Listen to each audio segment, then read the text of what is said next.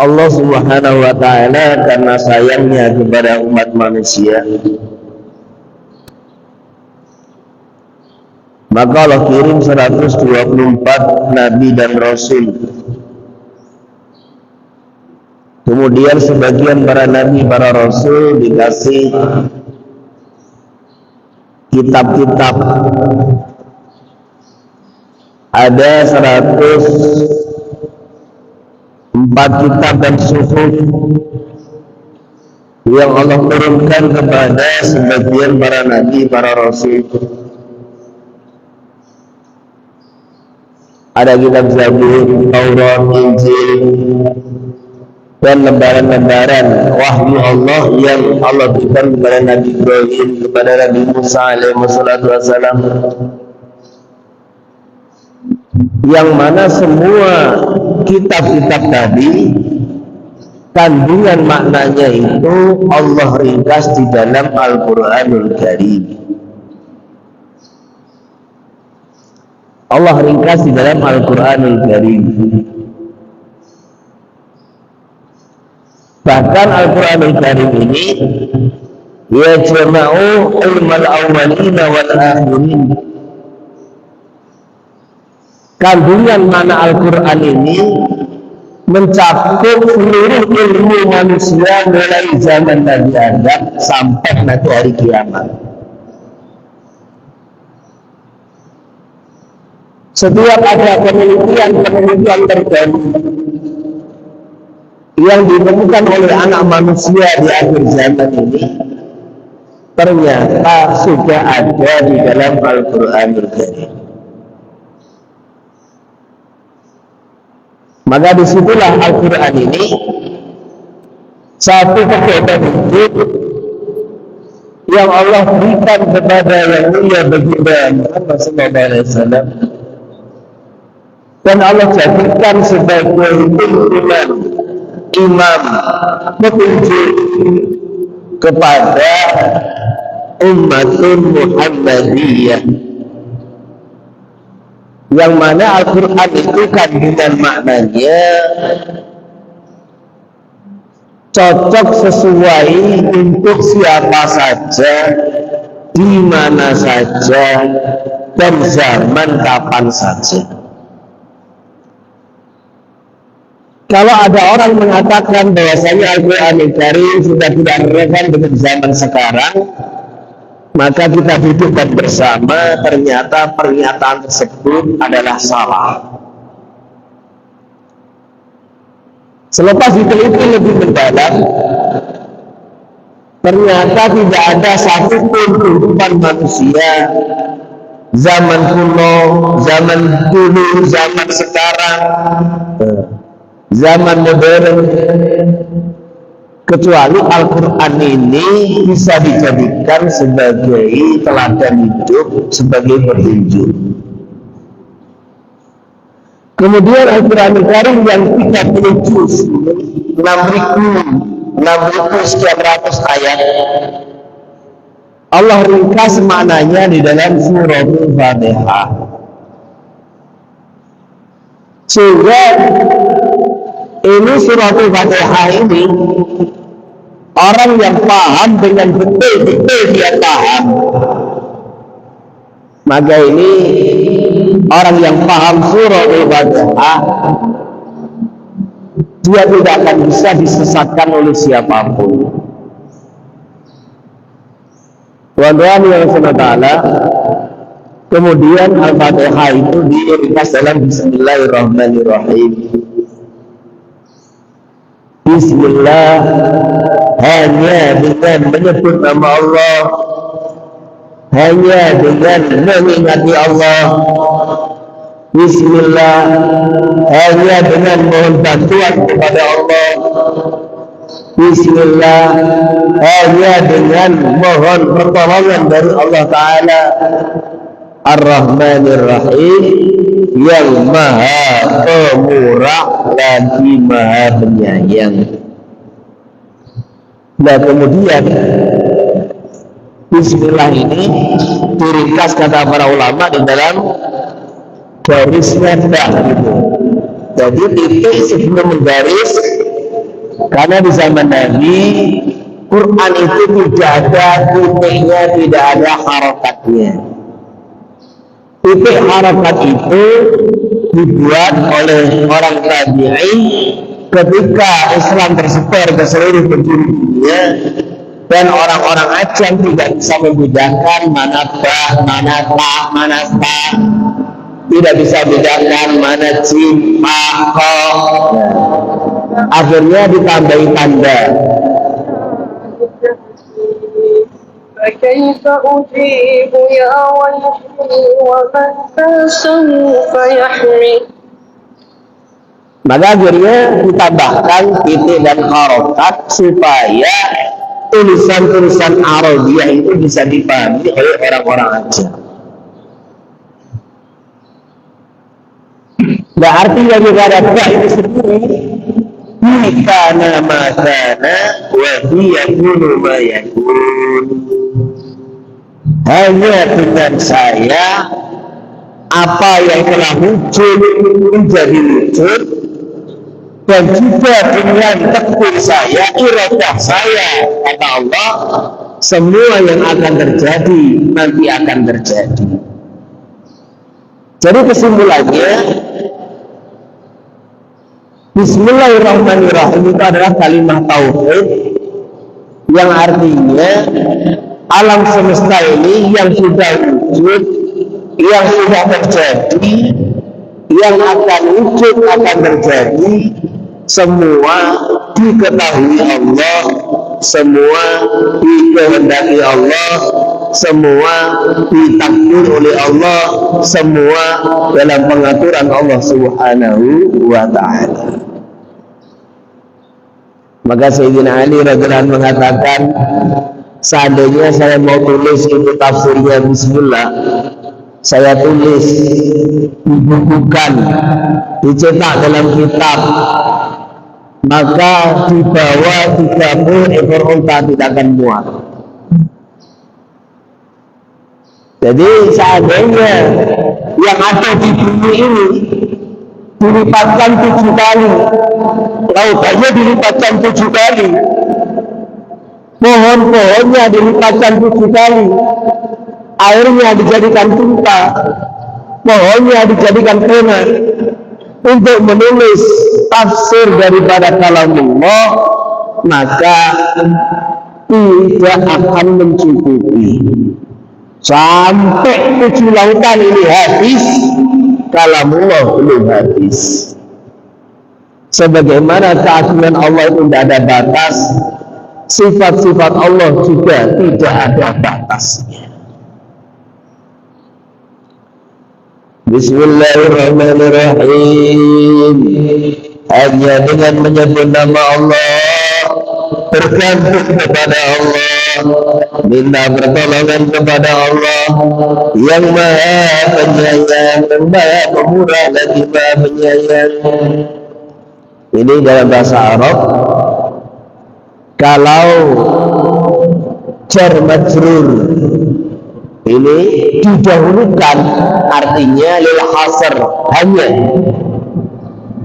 Beda maknanya, saya makan dengan menyebut nama Allah, aku bismillah, dengan bismillah aku, itu maknanya beda.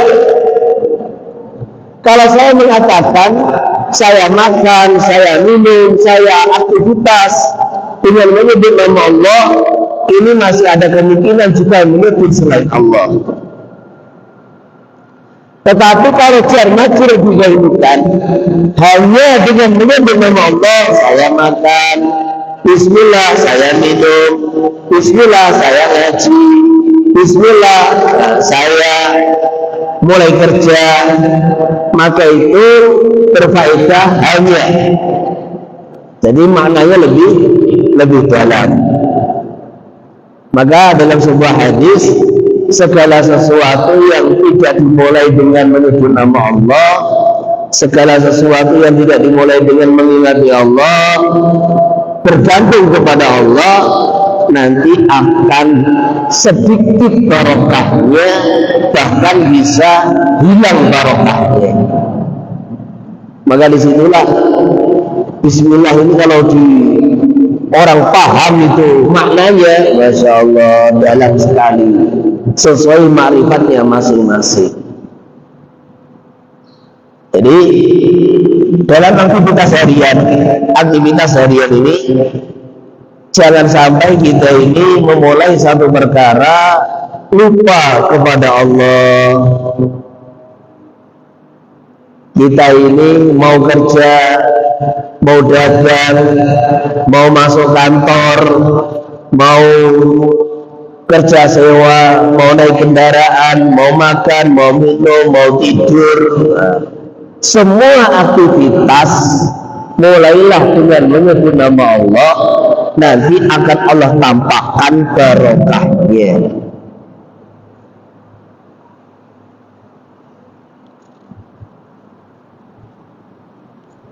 Kemudian Allah SWT di antara sekian memiliki nama-nama yang mulia, lahul asmaul husna, yang disebut di sini Ar-Rahman Ar-Rahim sampai diulangi 2 kali. Bismillahirrahmanirrahim. Alhamdulillahi rabbil alamin. Ar-Rahmanir Rahim.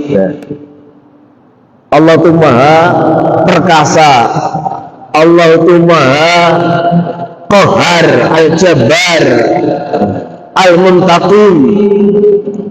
Tetapi di sini yang disebut maha pemurahnya, maha kasih sayangnya. Inilah diantara mana hadis, inna rahmati wasi'at ghadabi, bahwa kasih sayang Allah ini lebih luas daripada kemurkaan Allah Subhanahu wa ta'ala. Apa arti maha pemurah? Semua dikasih oleh Allah. Orang yang taat dikasih, orang yang maksiat dikasih, orang Islam dikasih, orang kafir dikasih, semua dikasih oleh Allah. Walaupun ini sekarang ada 8 miliar manusia, 5 miliar belum tunduk kepada Allah, belum mengakui Allah sebagai Tuhan, tetap Allah kasih. Allah kasih. Inilah maha pemurahnya Allah Subhanahu wa ta'ala. Tetapi yang disayang oleh Allah nanti di akhirat hanyalah orang-orang yang taat kepada Allah Subhanahu wa ta'ala. Alhamdulillah, segala puji bagi Allah Rabbil Alamin yang mengatur alam semesta. Jadi alam itu ada macam-macam. Ini ada alamnya manusia, ada alam jin, ada alam malaikat, ada alam arwah, ada alam kubur. Istilahnya orang sufi ada alam muluk, alam malakut, alam jabarut, alam lahut. Semua yang mengatur sekian banyak alam adalah Allah Subhanahu wa ta'ala, yang menciptakan, yang mengatur. Manusia ini pesawat sudah diatur, punya jalur masing-masing. Di setiap airport ada ATC, pengatur-atur pesawat. Tetapi juga masih ada kecelakaan, masih ada tabrakan. Inilah lemahnya pengaturan manusia.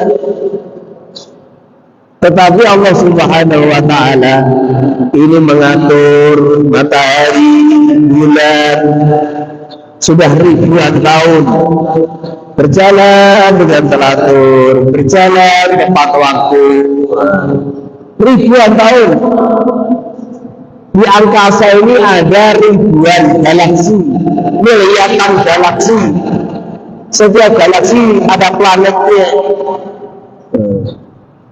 Semua berjalan dengan teratur. Maka inilah Allah Subhanahu wa ta'ala yang mengatur alam semesta, yang layak dipuji hanya Allah ta'ala. Manusia punya ilmu, Allah yang kasih ilmu. Manusia punya kecerdasan, Allah yang kasih kecerdasan. Manusia itu punya kehebatan, wajah paras yang cantik, yang tampan, Allah yang kasih. Maka sebetulnya karena manusia itu lahir tidak punya apa-apa, dia lahir tidak punya apa-apa, dia lahir hanya membawa dirinya sendiri, semua pemberian Allah Subhanahu wa Ta'ala. Maka yang layak dipuji, yang layak disanjung hanya Allah Subhanahu wa Ta'ala. Maliki yaumiddin, yang jadi raja, yang menguasai, yang memiliki hari pembalasan. Jadi ini Bismillah, Alhamdulillah, Ar-Rahman Ar-Rahim. 3 ayat ini Allah mengenalkan dirinya, sifatnya kepada makhluk-makhluknya. Ini namanya ayat imaniyah, ayat yang isinya tauhid, ayat yang isinya iman, ayat yang isinya mengenalkan kepada makhluk bahwa kewajiban manusia pertama kali sebelum adanya sholat, sebelum adanya zakat, puasa, haji adalah iman kepada Allah Subhanahu wa Ta'ala. Maka bayi baru lahir dikumandangkan adzan telinga kanan, dikumandangkan iqamah telinga kiri, dikenalkan Allah Subhanahu wa Ta'ala. Bayi baru menghirup udara di dunia, kalimah yang meletup telinganya, membuka telinganya, didengarkan oleh pendengarannya adalah Allahu Akbar, Allahu Akbar, Allahu Akbar, Allahu Akbar. Asyhadu an la ilaha illallah, asyhadu an la ilaha illallah, asyhadu anna Muhammadar Rasulullah, asyhadu anna Muhammadar Rasulullah. Jadi seperti itu dikenalkan Allah Ta'ala, telinga kanan, telinga kiri. Barang siapa dia ini dikumandangkan adzan, iqamah, maka insya Allah dia hidup nanti, ya seandainya digoda setan tidak akan fatal disesatkan oleh setan. Kemudian Maliki yaumiddin, satu ayat rangkuman bahwa isi Al-Quran itu cerita akhirat. Al-Quran itu cerita akhirat, cerita surga, cerita neraka. Di antara isi Al-Quranul Karim. Kemudian memahamkan kepada kita semua bahwa kehidupan manusia ini ada kehidupan alam kandungan, ada kehidupan alam dunia, ada kehidupan alam akhirat. Maka wahai manusia, jangan kalian tertipu dengan kehidupan di dunia, dengan gemerlapnya dunia. Selepas dunia ada akhirat. In khairan fa khairun, wa in syarran fa syarrun. Kalau kalian baik, amal agama, nanti dapat surga. Kalau kalian ini tidak amal agama, masuk neraka jika tidak diampuni oleh Allah Ta'ala. Kemudian di sini di antara makna Maliki yaumiddin, Allah yang memiliki, Allah yang berkuasa di akhirat, ini adalah untuk memberikan nasihat kepada manusia yang ketika di dunia dikasih sedikit kekuasaan, dikasih sedikit kerajaan, merasa dia ini sudah bisa ngatur dunia, lupa dengan Allah Ta'ala. Ini ada Raja Namrud, ada Raja Fir'aun, ini ada raja-raja kafir, merasa dia bisa ngatur dunia. Maka ternyata semua adalah kesalahpahaman. Qulillahumma malikal mulki tu'til mulka man tasha' wa tanzi'ul mulka mimman tasha' wa tu'izzu man tasha' wa tudhillu man tasha'. Ayat ini menjelaskan, katakan Muhammad, Allahumma ya Allah, malikal mulki, yang memiliki semua kerajaan. Engkau yang memberikan kerajaan kepada orang yang kau kehendaki. Engkau juga yang mencabut kerajaan dari orang-orang yang kau kehendaki. Maka disinilah manusia itu tidak punya apa-apa. Tapi di dunia masih banyak orang yang salah paham, merasa berkuasa. Tapi nanti di akhirat, ketika dunia dihancurkan, Allah bertanya, limanil mulkul yaum, milik siapa kerajaan hari ini? Ternyata tidak ada satupun makhluk yang hidup, semua sudah mati. Allah jawab sendiri, lillahil wahidil qahhar. Allah jawab sendiri, iyyaka na'budu wa iyyaka nasta'in. Selepas kita mengenal Allah, maka tidak ada jalan kecuali hanya menyembah kepada Allah. Satu-satunya jalan selamat adalah mengabdi, menghambakan diri kepada Allah. Iyyaka na'budu, hanya kepada Engkau ya Allah kami menyembah, kami mengabdi, kami menghambakan diri.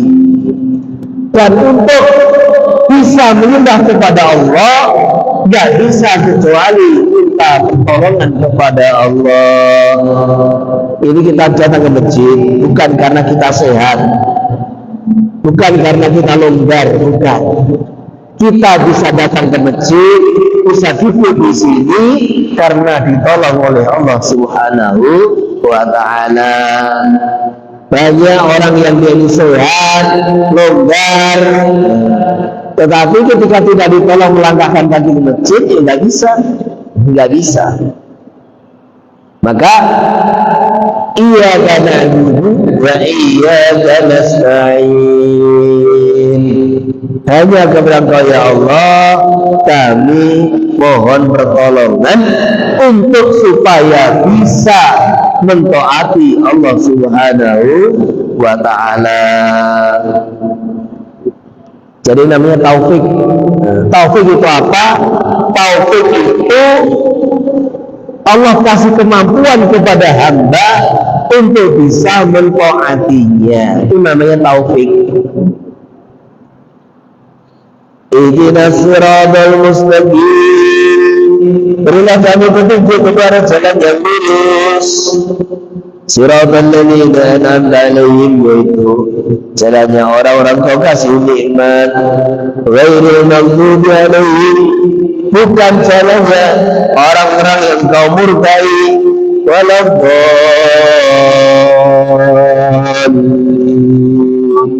juga bukan jalannya orang-orang yang sesat. Ini coba ada dua kalimat di dalam sholat. Kita harus mendoakan orang lain, kita harus mendoakan umat. Kalau kita tidak mikir orang lain, tidak risau kepada orang lain, tidak peduli kepada orang lain, tidak mikirkan umat, sholat kita tidak sah. Termasuk ini, ihdinas siratal mustaqim, ya Allah berikan hidayah kepada kami, bukan saya, bukan ihdini, tapi ihdina. Kemudian dalam tasyahud, assalamu alaina wa ala ibadillah shalihin, berdoakan orang lain, ya Allah semoga keselamatan selalu menyertai kami dan menyertai hamba Allah yang soleh. Kalau sholat nggak peduli kepada orang lain, sholatnya batal. Nah, sholat inilah simbol kehidupan. Sholat inilah simbol kehidupan, miniatur daripada kehidupan yang diridhai Allah. Kita sholat berjamaah, itu ada imam, itu ada amir, ada pemimpin, ada yang dipimpin. Itu pemimpin membimbing makmurnya. makmurnya, taat kepada pemimpinnya. Hidup ini peduli kepada orang lain, jangan mikirkan diri sendiri. Sholat tidak peduli kepada orang lain, sholatnya tidak diterima oleh Allah Subhanahu wa Ta'ala. Maka dalam hidup ini jangan hanya diri sendiri, pikir keluarganya. Anfusakum wa ahlikum naro, pikirkan keluarganya. Hidup ini pikirkan kerabatnya. Wa anzur ashiratakal aqrabin. Hidup ini pikirkan peduli dengan orang-orang di sekitarnya. Tunjura ummul qura wa man haulaha. Hidup ini juga mikirkan orang-orang di seluruh dunia. Wa ma arsalnaka illa rahmatan lil alamin. Kemudian yang terakhir, terus hidup yang lurus yang bagaimana? Hidupnya orang-orang yang dikasih nikmat oleh Allah. Siapa? Dalam ayat lain, wa may yuti'illaha war rasula fa ulaika ma'al ladzina an'ama Allahu 'alaihim minan nabiyyin was-siddiqin wasyuhada was-shalihin. Jadi kalau pengen hidup lurus, ikut anbiya, ikut siddiqin, orang-orang yang kuat teguh imannya, ikut orang-orang yang memperjuangkan agama, ikut orang-orang soleh. Siapa orang soleh? Orang yang baik dengan Allah, baik dengan sesama hamba Allah. Orang yang menunaikan hak Allah, orang yang menunaikan sesama hak hamba Allah, itulah orang soleh. Ghairul maghdub, bukan kehidupan orang Yahudi, bukan kehidupan orang Nasrani. Jadi dalam riwayat ini, al-maghdubi alaihim siapa? Orang Yahudi. Ad-dhalin orang Nasrani. Jadi kehidupan yang diridhai Allah, kehidupan anbiya, syuhada, siddiqin, sholihin, bukan kehidupan cara orang Yahudi, bukan cara hidup orang Nasrani. Maka disinilah tidak boleh umat Islam tasyabbuh, meniru-niru kehidupan orang di luar Islam. Ini kalau ingin hidup ini diridhai oleh Allah Subhanahu wa Ta'ala. Mudah-mudahan majlis yang singkat ini Allah kasih paham kepada kita, Allah kasih kekuatan mengamalkannya, Allah kasih kekuatan untuk menyampaikan kepada saudara-saudara kita. Subhanallah wa bihamdihi, subhanallah wa astaghfiruka wa atubu ilaik. Assalamualaikum warahmatullahi wabarakatuh.